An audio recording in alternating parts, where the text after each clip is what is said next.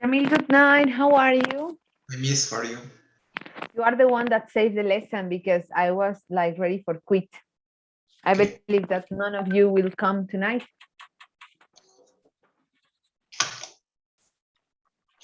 Okay, nice to know that you are here.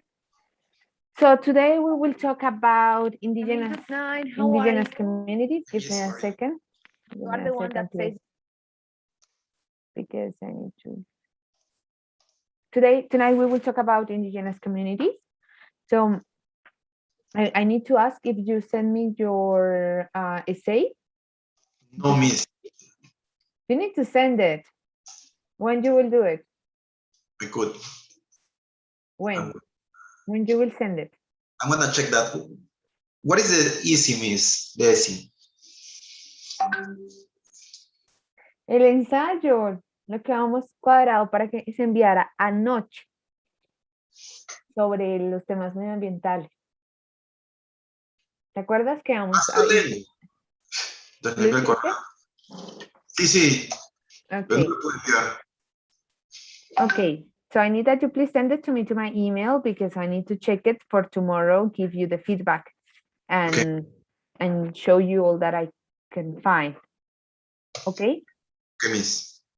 Okay, give me a second.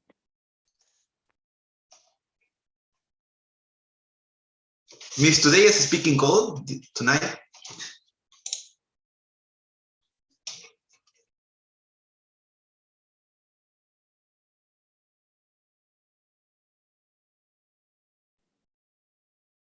Tonight we will have lesson. Just lesson. Or speaking call is tomorrow. You didn't drop me a message about when do you want to have your session. So tomorrow I'm gonna talk about the easy. The easy. Yeah, but I need that you send it to me for give you the feedback. Okay. But if you didn't send me nothing, I cannot work. Okay, miss. Okay. So tonight we will talk and we will discuss the indigenous communities topic. Let me know your opinion or about what do you know about this topic before the start. What do you think that means or why it's relevant in law, why we should analyze these rights?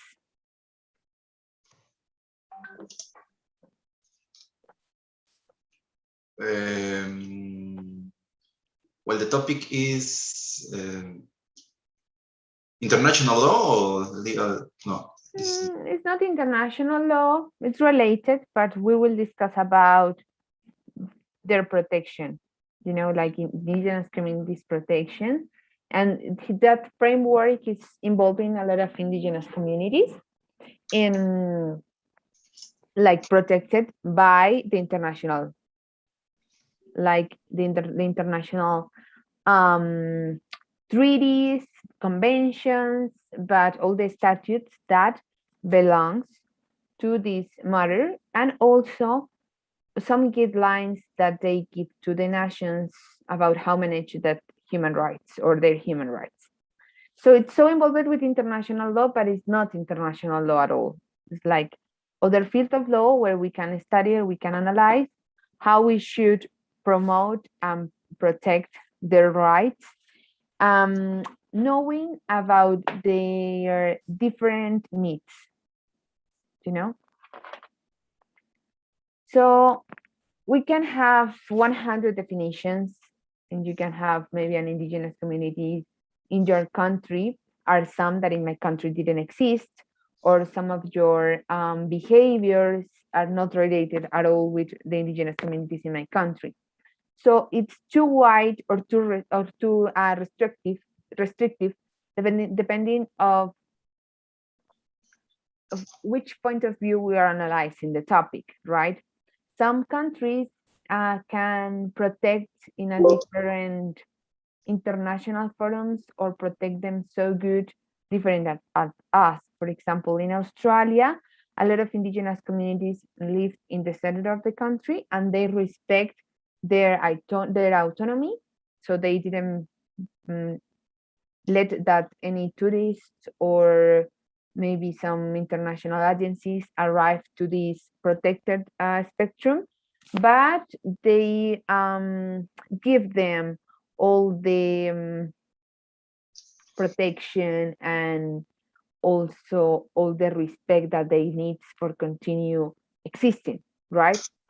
So even this is like a personal opinion, even when Australia it's one of the strongest countries and they have a lot of multinationals working about oil extraction and different extractions in different countries, for example in Colombia, and in some of these countries some of the victims or of this extraction of natural resources are indigenous communities. With their indigenous communities, they are so protective and restrictive about how can let in and um, under which kind of conditions. Okay, this is clear. Yes, miss, it's clear. Okay. So when we talk about international law, these two slides are related when we discuss this topic. We have some classifications, and this is one of that, the non-states art actors. So they have influence in economic, political, or social power and influence at national and in some cases international level. Some definitions include non-governmental organizations, transnational corporations, trade unions, religious institutions, or ethnic groups.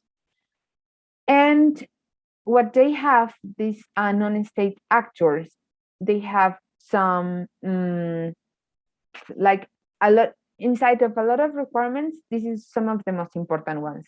They have capacity to act, capacity to enter into relationship with other states, and they have the capability of a subject of the law of possessing international rights and duties and having the capacity to maintain the rights by bringing international claims. This is so important because they are not an state, they are not a victim, they are classified in the international arena as non-state actors, can belong like indigenous communities or can be called also as ethnic groups.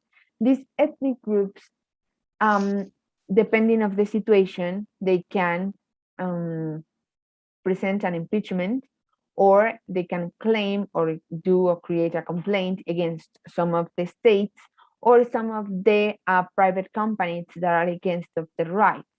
When some of these indigenous communities assist to an international forum, we can talk about the International Court of Human Rights or the Inter-American Commission of Human Rights, where they go to these international scenarios, they need the representation of a lawyer, an international lawyer, but sometimes they can claim or they can lawsuit the government and the affectation of they can what I mean is they can like sue the company, like the private company, but at the same time as the government, because they maybe skip a duty of protection on the community.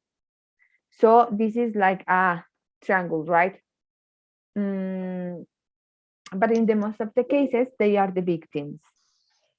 Okay, sometimes did you listen about some international process that get involved with some indigenous communities or never?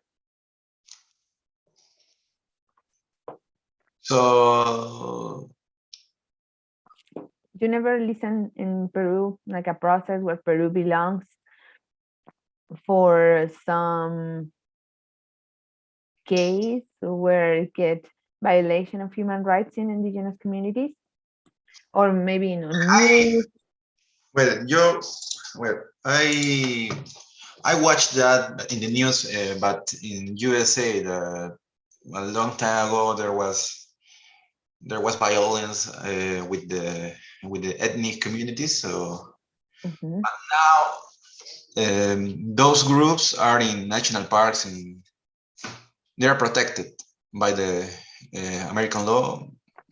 I know that, but in my country, yes, there are ethnic communities and they are protected because they are in national parks, and so they have they have rights. Yeah. Everyone here have rights. That's the most important thing.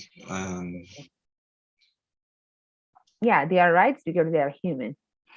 because we are human. Okay, okay.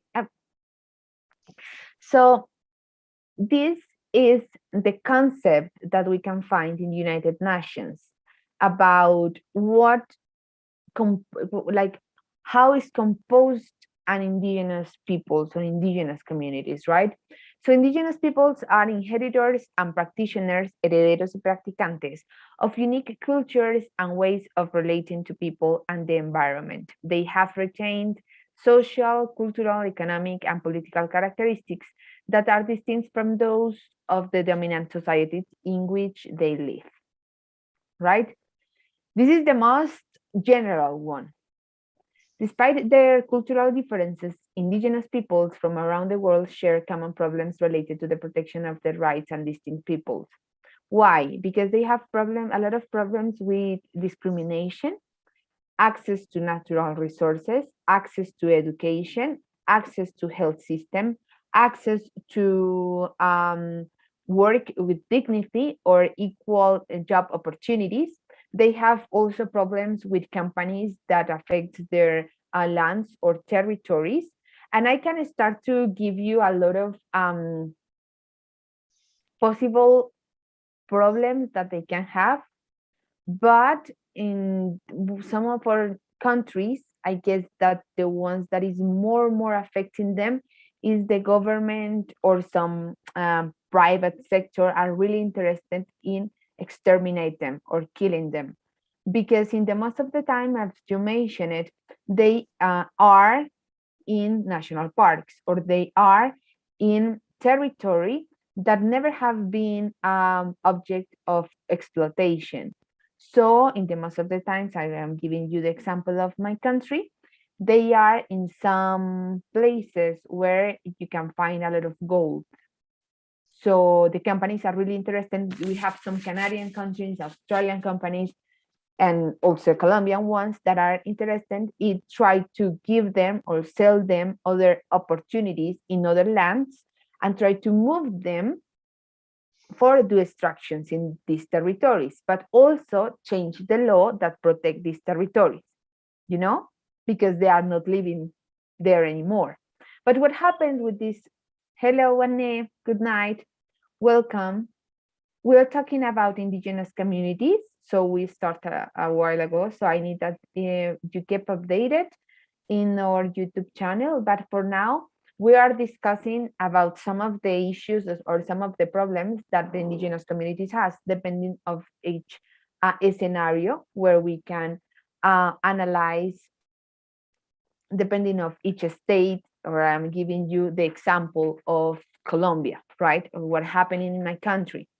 So I was telling to Jamil that in my case in Colombia, some of these companies are extracting gold or they are extracting some minerals in the north of my country.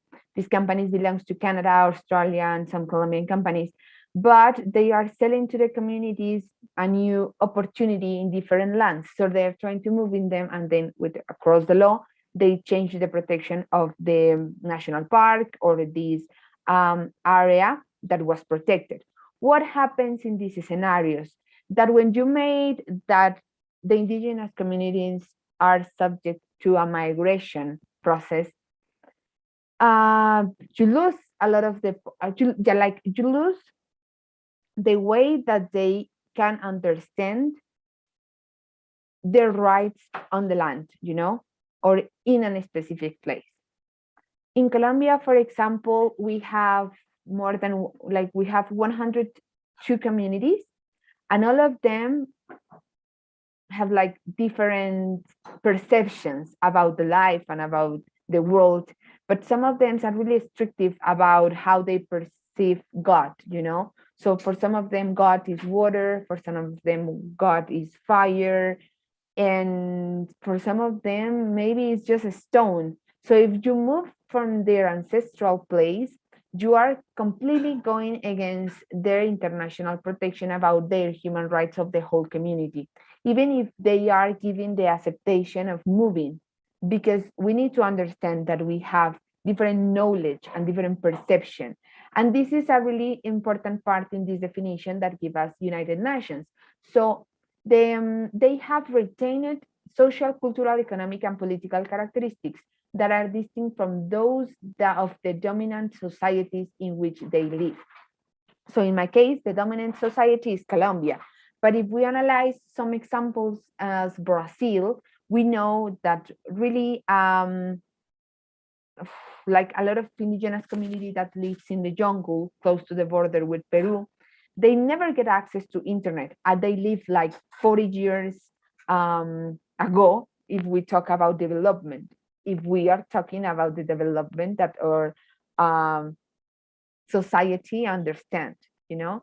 So we cannot compare the knowledge that we are having as development communities against their knowledge. So for them can sound so attractive to have different access to lands or maybe to have different access to water. But the ones communities that are not nomads, it's a really crime to ask them or try to move them for or off their territories.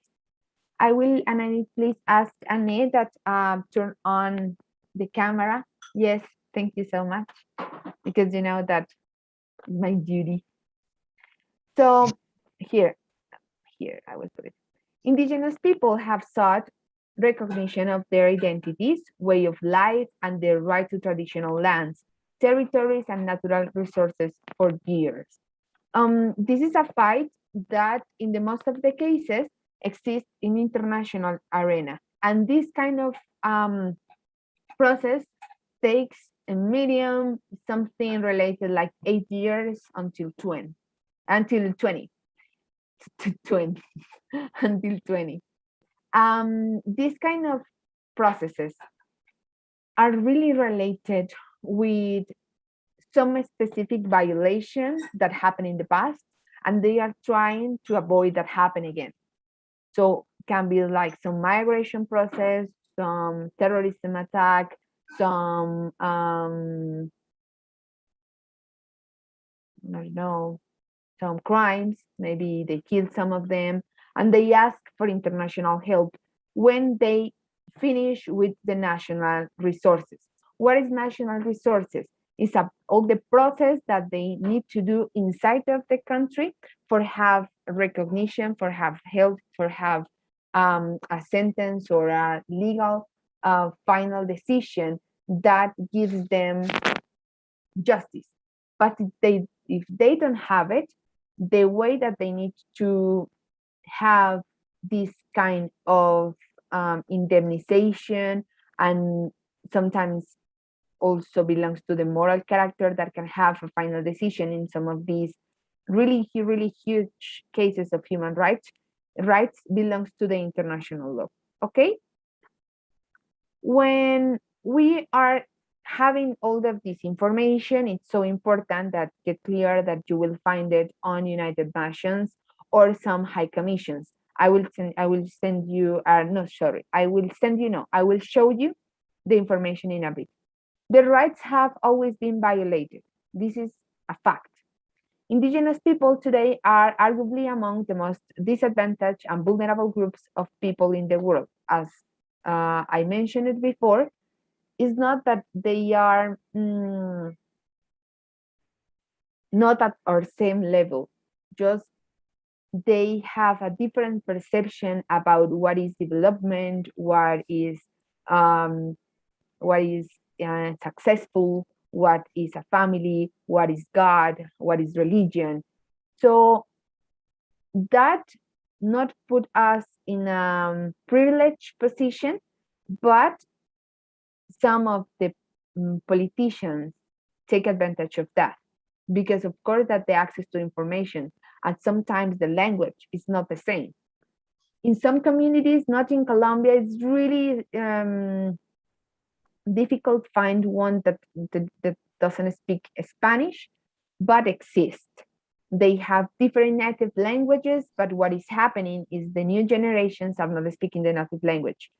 They are being forced to learn Spanish. So we are losing all this ancestral knowledge. And this happens a lot of in Peru and in Bolivia, because they speak Quechua or Aymara or other languages, but the new generations, they aren't speaking, they are not in contact with this native language, so they are losing rights by like by the time is passing by. The international community now recognize the special measures are required to protect their rights and maintain their distinct cultures and way of life. What is the responsibility of the government or for each nation is this last one, maintain their distinct cultures and way of life. And what means that? Try that in any kind of private sector, any kind of agent, any kind of people that are not allowed to go into these spaces or ancestral spaces or lands, they cannot go in, and that is the protection that needs the government. But as I told you, sometimes the government are really interested in get access to these natural resources that belongs to the lands where these indigenous communities live. Some of the main rights, I mean, los derechos principales o los principales derechos que son protegidos para estas comunidades en el ámbito internacional, belongs to some of these ones, guys. Let me check the time. Yeah, perfect. International law guarantees rights to the indigenous peoples regarding traditional lands, knowledge, cultural preservations, and human security. Protection of indigenous peoples, cultures, and resources contribute to the protection of the global environment. Why do you think that this makes sense?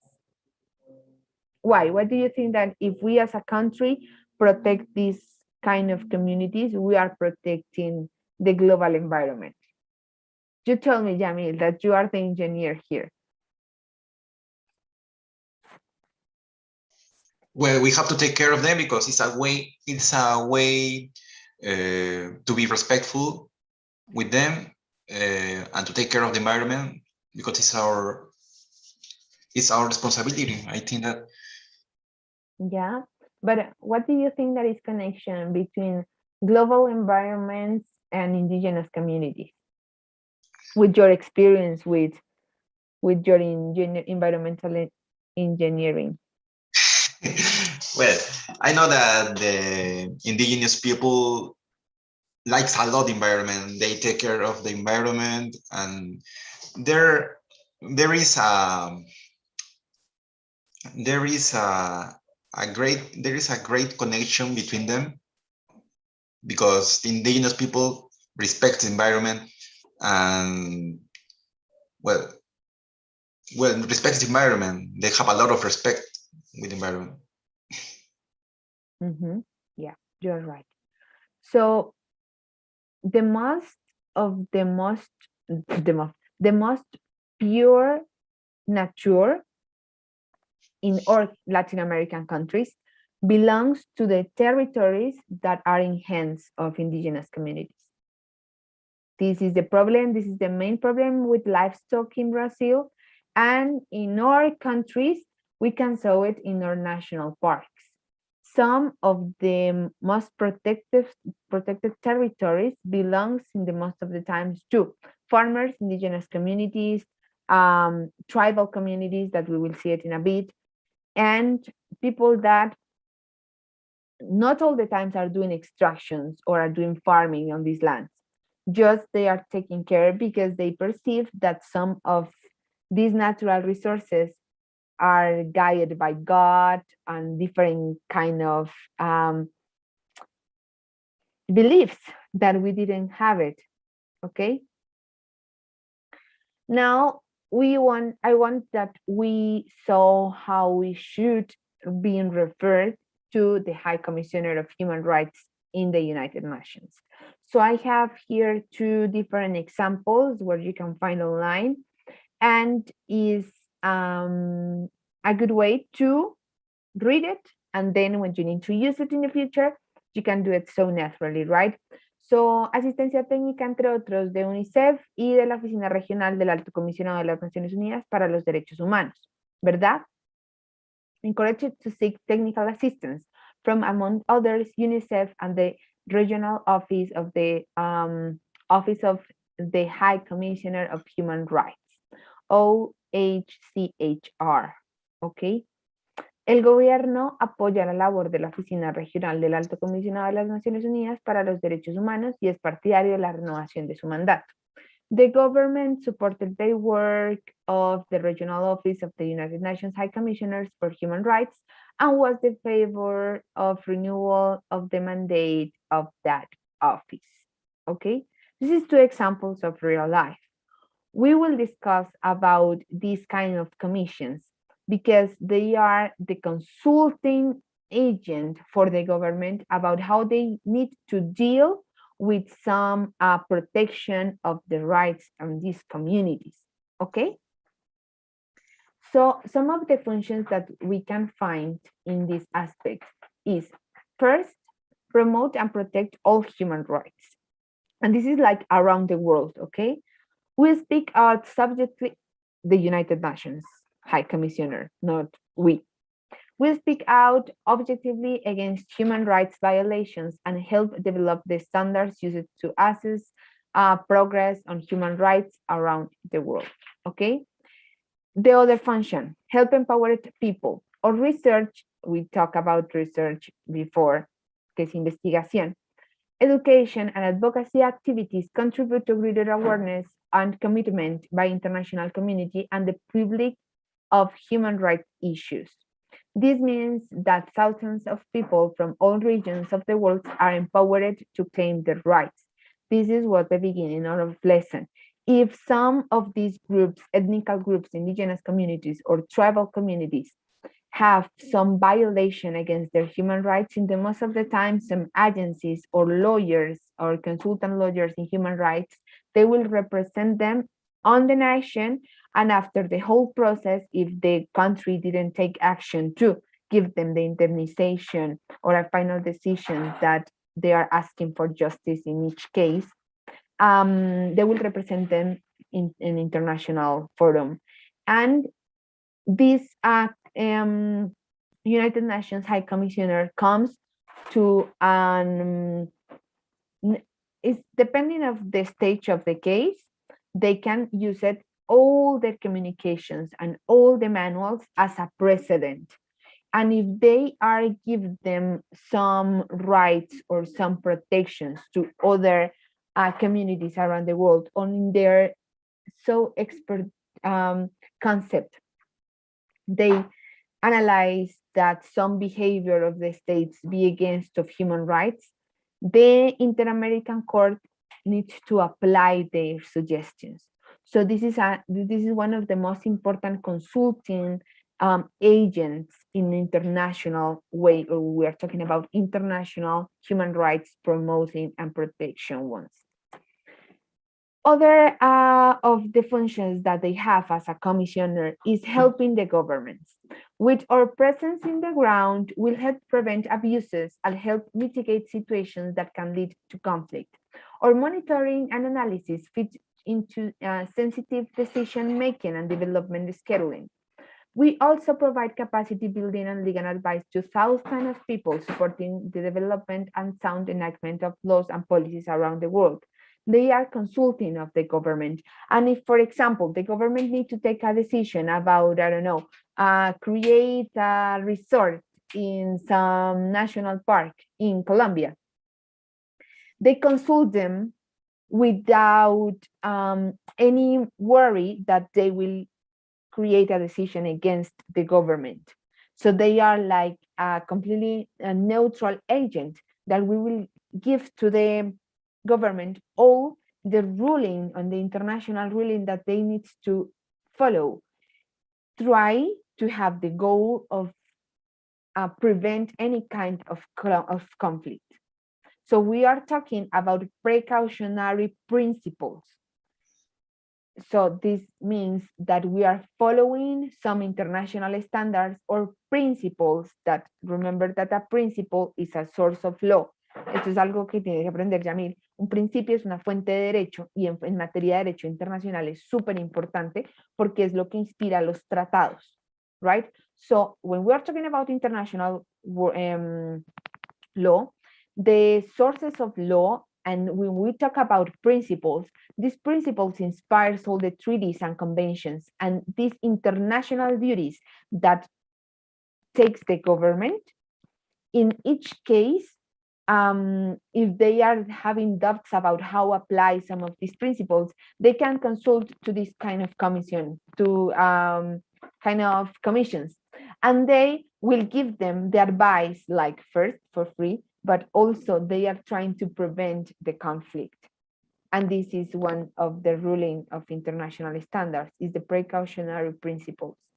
So if they give them the advice to the government and the government doesn't follow, they cannot be against them until the violations happens. Okay, if the process finished that maybe they didn't accept, the government didn't accept the suggestions of these agents, and they went against an indigenous communities and in international forum they were responsible, they have not, they cannot put in their face that they try to prevent it. Okay, because they are consulting, they are creating the consulting. Other of the functions that they have is formulate a human rights perspective in all United Nations programs. We integrate human rights into all United Nations programs to ensure that peace and security, development and human rights, the triple pillars of the United Nations system, are interconnected and mutually reinforcing. What happens with these kind of programs, that when you want to have an international perspective, or you want to become a volunteer, or maybe you want to work with one of these commissions, you can work for them, and you can be a consulting, like a Peruvian consulting in Africa, for try to avoid some violations of human rights of these communities, working for these kind of agents. So this is one of the most important sources of job opportunities in international forums if you are really interested to work in public law. All right, until here everything is clear. Yep. Yes. One of the most important conventions of human rights is this one, the Indigenous and Tribal Peoples Conventions, that is from 1989. Okay, you can find it online, and here, when you open it, you will find some of the most important international standards in the basic rights that all the international community protects for these communities. So we can have access to education, access to health system, equity and the rights, justice, um, try to reinforce and try to guarantee their access to lands. They try to reinforce and protect their ancestral rights, their native language, their practices, the dance, all the music, all the dress and special dresses that they have. And I guess that some of the oldest is in Mexico. That on Friday they have 500 years since they lose their independence, right? Because then we have all this history of Spanish people coming across all Latin America. But I guess that the oldest is Mexico. Then we have some of these strongest empires, that is Mexico and Peru, right? But if we want to talk about conservation and about how the governments are dealing with their rights, for my experience, I need to tell that one of the most advances is Bolivia, right?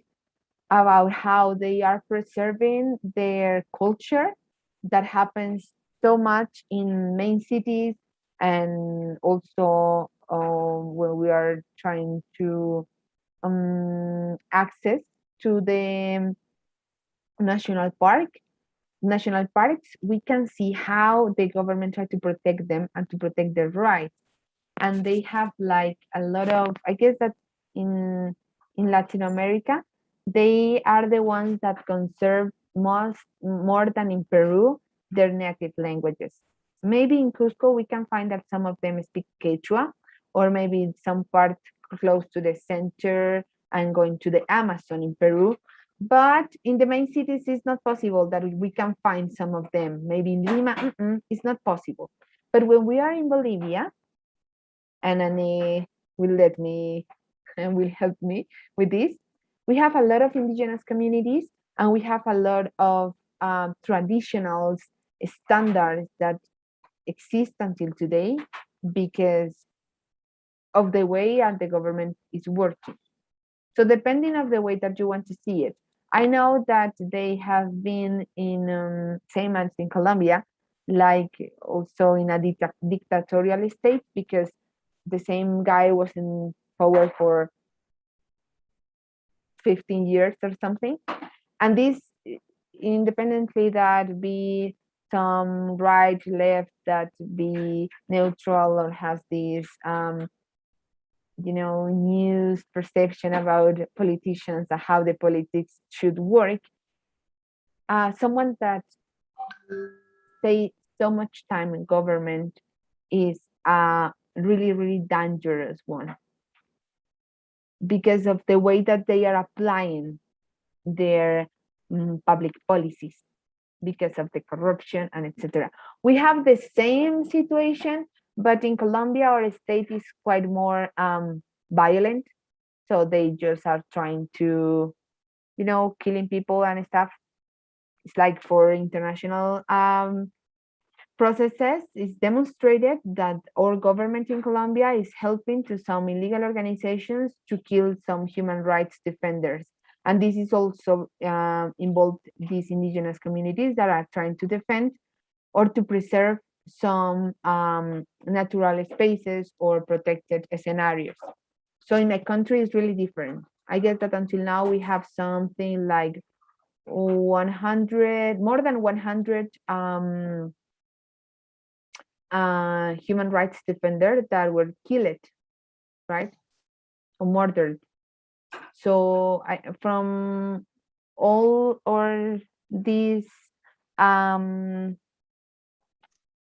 Latin America perspective, I guess that the most violent one is Colombia, right? Just as an opinion. Now, what is the difference between indigenous communities and tribal one? When we're talking about tribal, we have it so connected in almost, all the international scenarios, all the conventions, treaties, or international standards protections. When we are talking about this kind of groups of people, we need, I want to put it in Spanish, then in English, then you can understand it because it's something that we didn't study too much. So, un pueblo tribal es un pueblo que no es indígena en la región que habita, ¿verdad? Pero que comparte características similares con los pueblos indígenas, como tener tradiciones sociales, culturales y económicas diferentes de otras secciones de la comunidad nacional, identificarse con sus territorios ancestrales y estar regulados, al menos en una forma parcial, por sus propias normas, costumbres o tradiciones, ¿verdad? Esta definición concuerda con lo establecido en el artículo 1.1 del convenio 169 de la OIT, ¿verdad? Esto es muy importante porque dependiendo del país en el que nosotros estemos realizando la asesoría o la consultoría, nosotros podemos definir si un pueblo es indígena o un pueblo es tribal, ¿verdad? También hay comunidades que son indígenas, pero son nómadas. Y esto se ve muchísimo en Chile y Argentina. Entonces, igual tienen un factor de autogobierno that is so related with democracy. When we talk about constitutional rights, we knew that this constitution protects, or my constitution and the most of the constitutions in Latin America, try to protect that the government allows to these communities to get their own way of law, that they can govern themselves. So this is a really huge issue when we are talking about human rights and depending of the community. For example, some of the cases that most call my attention in Bolivia was the ones about some special protections that has some communities that belongs to Germany that comes to Bolivia to do all these farming processes. and they have like their own rules, and Bolivia cannot go in. This is called menonos, menonitas. Estoy seguro que Ani lo ha escuchado, los ha visto. Bueno, ellos tienen como un porcentaje muy grande de la tierra en Bolivia, ¿verdad? Yes. Y ellos tienen su propio territorio y su propia gestión de autogobierno. Entonces, las veces que han existido violaciones a los derechos humanos, es muy difícil que la comunidad internacional ingrese, porque la mayoría de las veces no sale de ahí. Algo a mí que me impactó mucho, solo como dato curioso, es que las mujeres no tienen permitido hablar con otras mujeres. Entonces, nada más eso te da una visión del mundo, de cómo, hasta qué punto tú estás respetando un desarrollo étnico y hasta qué punto en realidad te vas en contra de los derechos humanos de la mujer, ¿verdad? Pero es algo que desde el punto de vista del derecho internacional, cada gobierno tiene que respetar, ¿verdad? Entonces, por ejemplo, este es el mejor ejemplo de una comunidad tribal. No es indígena, pero ellos tienen su propio región, gobierno, políticas sociales, culturales, educacionales. Básicamente, ellos son completamente autónomos. Ellos existen con o sin alguna autorización y sus negociaciones son con o sin alguna autorización del gobierno.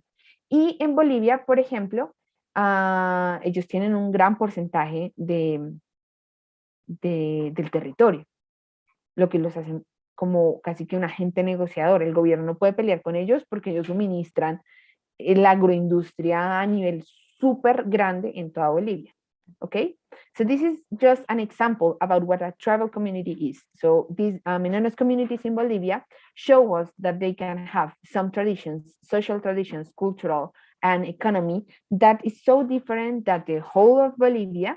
For example, the ones that I just told you, that the girls can't speak with other girls, they cannot talk with others. So this is the really, really tiny line about what is human rights violations, what is human rights of these indigenous communities to have their own ancestral behavior, and how the government needs to um, protect and respect. And they have like a lot of cases that were published in international arena about some crimes that they do on these communities, because some of the youngest ones were gay, so they kill them, right? Because this is not allowed in the way that they accept the world. Other crazy examples that I have in Colombia that happens maybe when I was a child, but is still having some consequences in our country, and is in some of the indigenous communities in the north of my country. It doesn't allow it that the girls have pleasure, so they cut the clitoris of all the girls when they become a woman, because God says that it's not a good standard, it's not well see it that the girls can have pleasure. And this is a behavior that is from the indigenous communities, and for decades, the government cannot be against this own policy, because this is like being apart and respect the own govern is also a human right. So this fighting was like, yes, but then it's also a human right that you cannot be affected in your body for just belief, you know. And this takes years to solve it. But these kind of problems happens in Latin America, and maybe if I ask to Jamil, you can give us other examples. So now we will have it in English. A tribal people is a people that is not indigenous to the region that inhabits, but that shares similar characteristics with indigenous peoples, such as having different social, cultural, and economic traditions from the other sections of national community, identifying with their ancestral territories and be regulated at least partially by their own norms. This is so important because in the most of the times they are regulated by their own norms, customs, or traditions. This definition is consistent with the provisions of Article 1.1 of ILO Convention 169, right? This is all, you can find it in some Inter-American Commission of Human Rights. This is the decisions and the definitions about how the government should understand the tribal communities. This is precedent. When we are talking about international standards, this is the most important thing that we need to apply, where we are trying to respect them or to defend someone inside of the community. In relation to the rights to territorial property, it's not enough with the mere abstract recognition of the right to community property of indigenous and tribal peoples. States must adopt concrete measures to make it materially effective. This is a decision of the Inter-American Court of Human Rights in a case that is called JK AXA, Indigenous Community versus Paraguay. So this is completely new for Jamil, I guess. When we have in one of these international processes, this is the way that we identify it. The case of the victim, so case, this is JK AXA, that belongs to the indigenous community, is the main victim that is asking for international help or protection versus Paraguay. Because when, for the same thing that I just tell you and explain to you, when the government can't be responsible about the protection, they are losing.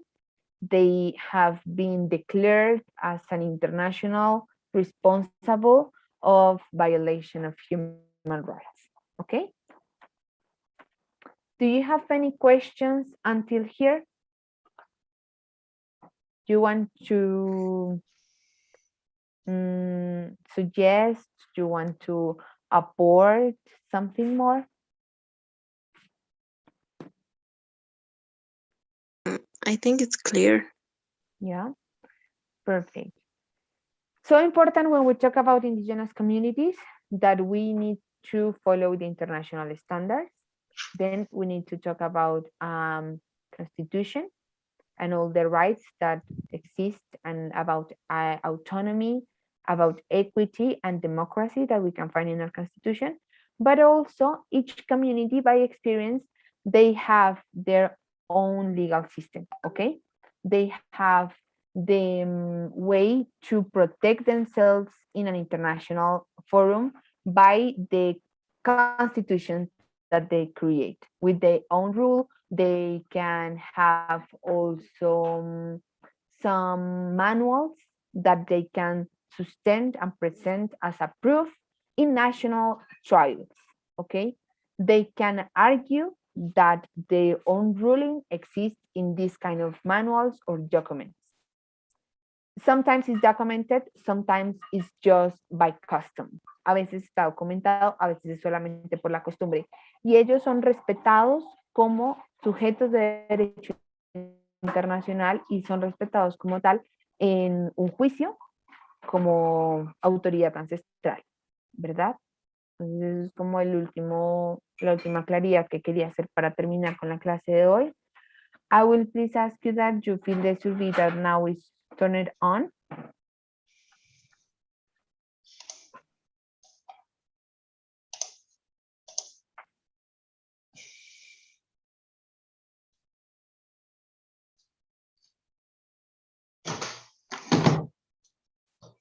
Okay. I hope all of you have a good night. And Jamila, I will be waiting for your essay because I need to give you the feedback, and also that you give me your time for organize the sessions that we have missing, because we are closing this course so soon and we need to keep updated. Okay? Okay, Miss, I will send you my essay. Okay, thank you so much. Have a good night and rest. Well, good night, teacher. See you Okay, tomorrow. bye-bye. See you tomorrow. You too.